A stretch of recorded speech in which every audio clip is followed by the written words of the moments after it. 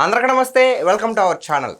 రీసెంట్గానే జగన్మోహన్ రెడ్డి గారు ఒక సమావేశం ఏర్పాటు చేసి, మరి దాని సమావేశం అన్నారో లేదంటే ప్రెస్ మీట్ అన్నారో తెలియదు. సో అటువంటి ఒక కార్యక్రమాన్ని మొదలుపెట్టి దాంట్లో జగన్మోహన్ రెడ్డి గారు మరి ఏబిఎన్ ఆర్కే గారి గురించి కొన్ని వ్యాఖ్యలు చేయడం జరిగింది. మరి ఈ అంశం పైన మనతో పాటు చర్చించడానికి ఉన్నారు పొలిటికల్ అనలిస్ట్ అశోక్ కుమార్ గారు. సార్ నమస్తే అండి. నమస్తే ఆర్కే గారు.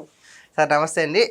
మీ పేరు కూడా ఆర్కేనేగా? అవునండి. ఇప్పుడు రీసెంట్గా ఏమైంది అంటే ఏబిఎన్ ఆర్కే గారు తన ఏదైతే ఎపిసోడ్ ఉందో వీకెండ్ దాంట్లో మరి కొన్ని వ్యాఖ్యలను అయితే మరి వాడడం జరిగింది. సో ఆయన ఆధ్వర్యంలో సో దాన్ని మరి వైసీపీ వాళ్ళు సీరియస్గా తీసుకుని రీసెంట్గా నిరసనలు తెలియజేస్తున్నారు. మరి ఏబిఎన్ ఆర్కే ఆఫీస్ వద్ద నినాదాలు చేస్తున్నారు, నిరసనలు చేస్తున్నారు, ప్రొటెస్టులు చేస్తున్నారు. సో ఈ నేతృత్వంలో మరి జగన్మోహన్ రెడ్డి గారు నిన్న స్పందించి మేము అధికారంలోకి వచ్చిన తర్వాత రాధాకృష్ణని ఏ విధంగా పోలీసులు స్టేషన్ తిప్పిస్తానో చూడండి అన్నట్టుగా మరి ఆయన సవాల్ చేయడం జరిగింది. మరి దీని గురించి మీరేమంటారు? ఎస్, యథా రాజా తదా ప్రజ అన్నట్టు జగన్ గారు ఏదైతే అన్నారో, ఆయన బిడ్డలు అంటారో లేకుంటే ఆయన యొక్క సేవకులు అంటారో, ఆయన యొక్క బానిసలు అంటారో, ఆయన కార్యకర్తలు అంటారో, what ever the thing is. నేను ఇంత మాటలు ఎందుకంటున్నానంటే స్వయంగా రాచమల్లు శివప్రసాద్ రెడ్డి అనే అతను కడప జిల్లాకు సంబంధించినటువంటి మాజీ ఎమ్మెల్యే. ఆయన గతంలోనే అన్నాడు, జగన్ అన్న అడిగితే ఒక కనుసైగి చేస్తే చాలు నా ప్రాణార్పణకి నేను సిద్ధంగానే ఉంటానని చెప్పి. ఇదే మనిషి వేరే పార్టీ నుంచి జగన్ గారి పార్టీకి వచ్చారు. ఇట్లాంటి వాళ్ళు ఈరోజు నీతి సూక్తులు చెప్తున్నారు. అదే మనిషి నిన్న మళ్ళీ అన్నటువంటి మాట ఏంటంటే ఏబిఎన్ రాధాకృష్ణని జైల్లో పెట్టాలంట. జైల్లో పెట్టుకున్నా పర్లేదు, 2029లో మేమైతే ప్రభుత్వంలోకి వస్తాము. వచ్చిన తర్వాత ఉమ్మడి కడప జిల్లా వ్యాప్తంగా ఏ గడపకు గడ ఆంధ్రజ్యోతి పేపర్ సప్లై కాదు. అసలు అంతెందుకు ఆంధ్రజ్యోతి కార్యాలయం కడప జిల్లాలో ఉండనంటే ఉండదు, పొరపాటుగా ఉంటే నా పేరు తిప్పించి మలిచి పెట్టుకుంటా అన్నాడు అనమాట ఈ వ్యక్తి. అంటే నేను అంటాను అదే, యథారాజే తదా ప్రజ. మనం ఉండేది ఒక ప్రజాస్వామ్యంలోను. గతంలో సిబిఎన్ గారి సతీమణి గురించి అసెంబ్లీ సాక్షిగా అన్నప్పుడు జగన్ గారి ఇంటి వద్దకు పోయి రాళ్ళు రప్పలు పడాలనా లేదా? ఒకవేళ ఇంకా చాలా మంది అంతెందుకు, ఇదే మనిషి ఉన్నాడు మన గుంటూరు జిల్లాకు సంబంధించినటువంటి మాజీ మంత్రి అంబటి రాంబాబు, అదేవిధంగా జోగి రమేష్. ఈ టోటల్ బ్యాచ్ చూడండి, జోగి రమేష్, అంబటి రాంబాబు, ఇంకా ఇంకొద్దిమంది ఉన్నారు. ఈ యొక్క అవినీతులు ఎవరైతే తీరుకుంటారు, నెల్లూరు జిల్లా వైసీపీ యొక్క ప్రధాన కార్యదర్శి అనమాట. ఇది వైసీపీని ఆయన చేతలో పెట్టినారు కాకాని గోవర్ధన్ రెడ్డి.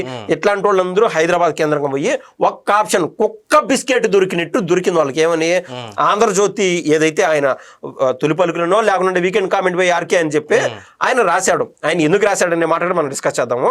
అయితే అవకాశం దొరికింది, జగన్ గారు అట చిటికేశారు, లైన్ ఇచ్చారు. ఈయన ఎవరైతే ఉన్నారో జగన్ గారు కింద A2 సజ్జల రామకృష్ణారెడ్డి, ఆయన ఇచ్చినటువంటి సలహా మేరకు ఈ బ్యాచ్ మొత్తం అక్కడ పోయి చిక్కింది. జనరల్ గా కొన్ని సినిమాల్లోనూ వాటిలో అంటారు చూడు, ఒరే మొత్తం బ్యాచ్ మొత్తం ఉన్నది, ఇప్పుడు పోతే మనకు గాలం వచ్చి దొరికిపోతారని. ఈ బ్యాచ్ మొత్తం ఒకే చోట కనపడినారు. అంటే వాళ్ళపైన ఏదైతే మరకలు ఉన్నాయో, అవినీతి మరకలు కావచ్చు, అపవాదాలు కావచ్చు, బూతులు తిట్టాటి కావచ్చు, ఈ బ్యాచ్ మొత్తానికి ఒక అవకాశం వచ్చింది, సరిపోయింది. అట్ ద సేమ్ టైము ఆ నగిరిలో కూడా ఈ యొక్క రోజా గారు మళ్ళీ మాట్లాడడం ఒక్కసారి అండి. సహజంగా రోజా ఆర్కే సెలవు అనేటువంటి సంథింగ్ యూట్యూబ్ ఛానల్లో అది చూస్తే రోజా ప్రొటెస్ట్ చేసిందని చెప్పి హైప్ ఇస్తూ వీడియో వేశారు. ఒక్కసారి కామెంట్స్ లేక పోయి చూస్తే అర్థమవుతుంది రోజా ఎంత వ్యతిరేకత మూట కట్టుకున్నదో. ఇప్పుడు జనరల్ గా తప్పు ఒప్పు ఆయన అన్నాడు, ఒకవేళ తప్పు కూడా అనుకుందాము, వాళ్ళకి అడ్వాంటేజ్ దొరికింది, లీడ్ దొరికింది, ముందుకు పోతానన్నారు. వాళ్ళకి ప్రతి చోట పంటి కింద రాయి మాదిరి రోజా లాంటి వాళ్ళు చూస్తే అర్థమవుతుంది. రోజా నువ్వు కూడా నీతులు చెప్తున్నావు అని చెప్పి అక్కడ కామెంట్లు పెడుతున్నారు రోజా లాంటి వాళ్ళకి. సరే, ఈ గ్యాప్ మొత్తంలో అసలు ఏమైంది? ఏబిఎన్ ఆర్కే గారు ఏమన్నారంటే ఆ భార్యని చెల్లిగా చేసి వేరే వాళ్ళకి ఇచ్చేస్తారు, పెళ్లి చేస్తారు అని రాశాడు. నాకు వ్యక్తిగతంగా నేను కూడా తప్పని చెప్తున్నా. అయితే 1983 ఆ సమయంలో రామారావు గారు పార్టీ పెట్టినప్పుడు ఈ కాంగ్రెస్ వాళ్ళ గురించి మాట్లాడేటువంటి తీరులో ఆయన ఏమన్నాడంటే, ఇప్పుడున్నటువంటి కాంగ్రెస్ వాళ్ళందరూ కుక్కమూతి పిందులు అన్నాడు అనమాట.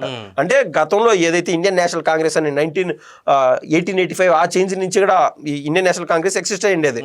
అప్పుడు ఫ్రీడమ్ ఫైట్ కోసం ఎవరైతే పోరాడినారో ఆ కాంగ్రెస్ కాదు ఇప్పుడు ఉండేది. మా తాతలు నీది అయినారు, మా మూతులు వాసన నెట్టు సామెత ఉంటుంది కదా, ఆ మాత్రం ఈ అంతా చెత్త బ్యాచ్ అనే దానికి పరాకాష్ఠగా అతిశయోక్తిగా కొన్ని పదజాలాలు వాడతారనమాట. అయితే ఒక్కటండి, ఏబిఎన్ ఆర్కే గారు ఆ మాట అనగలిగినారు. నేనైతే అనలేను కూడా, అనబోను కూడా ఎప్పటికి కూడా. అయితే ప్రతి వీడియోలో నేను చాలాసార్లు చెప్తానే ఉన్నాను, మొత్తం 100లో 7 నుంచి 10% మంది జగన్ గారు దగ్గిన ఒరే నాదస్వరం వల్ల వినిపిస్తాందని అనుకునేటువంటి బ్యాచ్ ఇప్పటికీ ఉన్నారు. ఏది మిగిలిన వాళ్ళు ఒకవేళ వాళ్ళ బిడ్డల చదువు నిమిత్తమో వాళ్ళ బిడ్డలకి ఏమన్నా మంచి ఉద్యోగాలు వచ్చో వాళ్ళకి ఏమన్నా ఇది అన్నదాత సుఖీభావ కింద డబ్బులు పడు ఈ రకరకాలు ఎక్కడో ఒక చోట కొంచెం మంచి మనసుతో వేరే పార్టీలు టిల్ట్ అవ్వచ్చు. కానీ 10% మంది ఉన్నారండి, వాళ్ళని ఏమంటారో సైకోలు అంటారేమో అని చెప్పి నా డౌట్. ఎందుకంటే ఇదే జగన్ గారు అనేక మార్లు 3 క్యాపిటల్ సిటీలు ఉండాలా అని చెప్పాడు, 3 క్యాపిటల్స్ ఉండాలా. అంతకు ముందు 30,000 ఎకరాలు మన రాష్ట్రంలో ఎక్కడైతే ఉంటుందో అక్కడ మాత్రమే క్యాపిటల్ సిటీ ఉండాలని చెప్పాడు. దీనికి పొంతన ఉండాలి కదా, అది కూడా లేదు. తదుపరి కాలంలో ఇంకా అంతెందుకండి 500 ఎకరాలు ఉంటే చాలు ఆ నాగార్జున యూనివర్సిటీ కాడ 1 బిల్డింగ్ 2 బిల్డింగ్లు కట్టేది ఆడు కట్టుకో అన్నాడు. 30,000 ఎకరాలు ఏంది, 500 ఎకరాలు ఏంది, గ్యాప్ లేదా? ఏమన్నా మైండ్ ఉండి మతుండే కదా మాట్లాడతారో. దీన్ని క్లారిటీగా 10 సార్లు 12 సార్లు మాట మార్చినటువంటి వ్యక్తికి ఎట్లా చెప్పితే అర్థమవుతుంది రాష్ట్ర ప్రజల భవిష్యత్తు కదా అని చెప్పి ఏవిఎన్ ఆర్కే గారు తీవ్ర రూపంలో ఆ పదాజాలం వాడినాడు. తప్పని కూడా అనుకుందాం, అయితే దాన్ని అతిశయోక్తిగా చూపించడానికి వాడినాడు.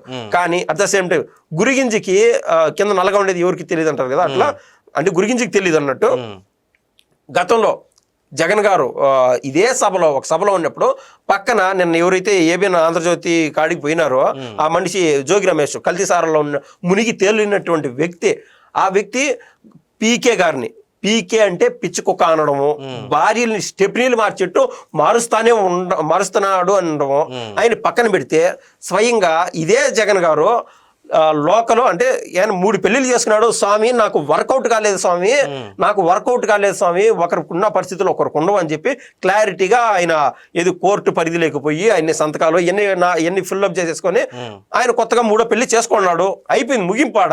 అయితే లోకల్ నేషనల్ ఇంటర్నేషనల్ అని చెప్పి కావాలని పవన్ కళ్యాణ్ గారిని ఉద్దేశిస్తూ ఒక ముఖ్యమంత్రి స్థాయిలో ఉన్నటువంటి మాట్లాడాల్సినటువంటి పరిస్థితి అది ఈ జగన్ గారికి అది శోభిస్తుందా? ఎక్కడండి? ఆయన అటువంటి మాట్లాడినప్పుడు ఇంకా లోకల్గా ఇంకా మనం చూస్తాం కదా బోరుగడ్డ అనిల్ అంటోళ్ళు ఇంక ఏ రూపంలో మాట్లాడతారో. పవన్ కళ్యాణ్ గారు ఇంటికి పోయి బెడ్రూమ్లో పోయి కూర్చుంటారని చెప్పాడు. వాళ్ళ బిడ్డల పరిస్థితి ఏంది, వాళ్ళ భార్య ఏంది, ఎవరినో ఊహించుకుంటే అసలు ఎట్ట అనిపిస్తుందండి. అది ఆ మనిషి ఆడ కనపడితే నరుకుదాం అనుకునే వాళ్ళు ఎంతో మంది. అయితే వాడిని ఎవరో బురదలో రాయిస్తే మన పైన పడుతుంది అన్నట్టు వీళ్ళు మళ్ళీ జైలు పోవాలి. అంటే బాగుండే వాళ్ళు కూడా చెడిపోతారు ఇట్లాంటి వాళ్ళ వల్ల. ఆ రోజు సుమోటగా ఎందుకు కేసు తీసుకోలేకపోయినావు బోరగడ్డ అనిల్ పైన అని చెప్పి ఇవాళ మొత్తం యావత్ రాష్ట్రం కోడైకి వస్తుంది. బోరగడ్డ అనిలే కాదండి, మరి పోసాని కృష్ణమురళి కావచ్చు, మరి అదే విధంగా రాజకీయ నాయకులు ఎంత మాట మీరు అన్నట్టు పోసాని కృష్ణమురళి రేపు మాపో నీ బిడ్డ పెద్ద మనిషి అవుతుంది, నీ కళ్ళలో రక్తంగా అవుతుంది పవన్ కళ్యాణ్ అన్నాడు. అంత మొగతం ఉండేవాడు ఈరోజు మాట్లాడచ్చు కదా. అదే అంటుంది అహంకార పూరిత మాటలు. ఈ గ్యాప్ లో నేనంటుంది ఈ శివప్రసాద్ రెడ్డి అనేటువంటి వ్యక్తి ఆ కడపలో ఒక పేపర్ కూడా పోదు, లేదంటే నా పేరు తిప్పి ఇచ్చి మలిచి పెట్టుకుంటాడు కదా. ఆ వ్యక్తి చేసినటువంటి వ్యాఖ్య ఈరోజు వాళ్ళు సుమోటగానో రక్తం మరిగేటువంటి టీడీపీ సైనికులు లేకుంటే జనసేన సైనికులు కన్నా ఒక ఛాలెంజ్ గా తీసుకుంటే ఈరోజు సాక్షి పేపర్ అనేది కదులుతుందా? నారాసుర రక్త చరిత్ర అనే మాట అనడం ఏంది, పవన్ కళ్యాణ్ గారిని అనేక భూషణలు చేయడం ఏంది. ఈరోజు చూసాం కూడా ఒక కవిత్వాలు ఏది పక్క పార్టీ వాళ్ళని తక్కువ చేస్తూ పక్క పార్టీ యొక్క కుటుంబ సభ్యులు హెరిటేజ్ అధినేత అయినటువంటి భువనేశ్వరం ఉన్నారు. ఆవిడ బిజినెస్లు చేయకూడదా, బయటికి రాకూడదా? ఆవిడ సంపాదించేటువంటి డబ్బుల్లో కొన్ని కోట్లు ఈ యొక్క ఎన్టీఆర్ ట్రస్ట్ తరఫున పిల్లలకు చదివించడం కానీ 2 తెలుగు రాష్ట్రాల్లో, ఒక రాష్ట్రం కాదు, రాజకీయం చేయాలనుకుంటే ఒక రాష్ట్రంలో చేయొచ్చు. తెలంగాణలో మరి ముఖ్యంగా ఈరోజు సేవా కార్యక్రమాలు చేసుకుంటూ ముందుకు వెళ్తుంది. అటువంటి ఆడబిడ్డను పట్టుకొని రాజకీయాల్లోకి లాగి ఇష్టానుసారం మాట్లాడేది ఏమన్నా తీరా అండి? అటువంటి సాక్షి పేపర్ను తగలేయాలన్నా లేదా? ఎవరికి వీళ్ళకి చేత కాదు. నేను మళ్ళీ చెప్తున్నా, టీడీపీ వాళ్ళకి జనసేన వాళ్ళకి ఈ వైసీపీ చేసేటువంటి ఈ యొక్క పొడుచుకుందాము గిల్లుకుందాము రపారపాలు చేస్తున్నా అది చేత కాదు. కానీ ప్రజలు ఎన్ని నిశ్చితంగా పరిశీలిస్తున్నారు, ఒక్కసారి తెగేది కూడా ఒకసారి ఉంటుంది.